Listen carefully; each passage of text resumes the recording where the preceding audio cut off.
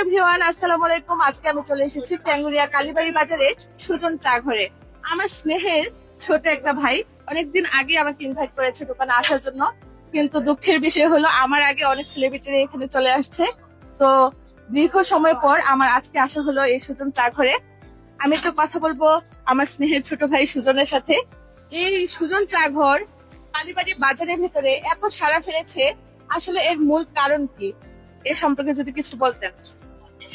এখন আমার মনে হয়তো চেয়ারম্যানটা ভালো ভাই, এখানে আসলে কাস্টমার পরিবেশটা ভালো করে দেওয়ার চেষ্টা করি, সবাইকে ভালো আপ্যায়নের চেষ্টা করি, পাশাপাশি ভালো ব্যবহার। কাস্টমারদের যেভাবে কথা বললে তারা আমার প্রতি মানে আমার ভালোবাসাটা আসবে, আমি একটা চেষ্টা করি। মূলত আমি উল্লেখ করছিলাম হলো যে চা ছিল আমার ওখানে বুলেট চা। আপাতত আমি এটা ব্যবস্থা করতে পারি নাই, যেহেতু আমি করতেছি কাপগুলা এগুলো পরিবেশটা ঠিক করার পরে আরো পরিবেশটা উন্নত করার ইচ্ছা আছে। পরবর্তীতে আমি আরো ভালো মানের কাপ গুলো নিয়ে আসার পরে বুলেট চার স্টেপ দেবো। আপাতত বর্তমানে দুধ চা, রং চা, এটাই আছে, মালাই চা। বুলেট চাটা আমার সাথে নিয়ে আসতেছে। তবে আমি কিন্তু কিছুদিন আগেও দেখেছি সুজন চা ঘরে কিন্তু বুলেট চা ব্যাপকভাবে সাড়া দিয়েছিল। কিন্তু দুঃখের বিষয় হলো আমি আজকে এসেছি, বুলেট চা আপাতত অফ আছে, দুধ চা, র চা আছে। তো মাশাল্লাহ দুধ চার স্বাদটা খুব ভালো ছিল।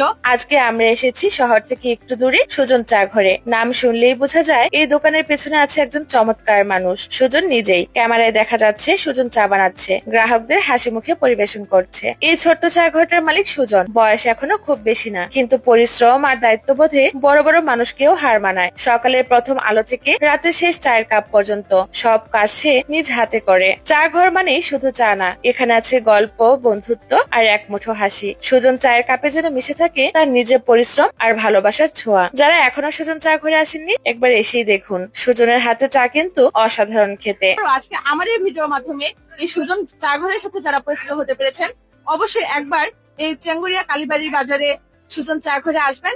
সুজন ভাইয়ের হাতে চা খেয়ে যাবেন, নতুন করে আবার বুলেট চা আপনারা পাবেন। দোকানটা আরো ভালোভাবে কাজ করার উদ্যোগ নিয়েছে সুজন ভাই। তো আমরা সবাই সুজন ভাইয়ের জন্য দোয়া করি, দোকানটা যেন সামনের দিকে আরো বেশ একটা সুন্দর পরিবেশ তৈরি করতে পারে। আজকের ভিডিওটা এখানে শেষ করছি। সবাই ভালো থাকবেন, সুস্থ থাকবেন। সুজন চা ঘর থেকে বিদায় নিচ্ছি। আল্লাহ হাফেজ।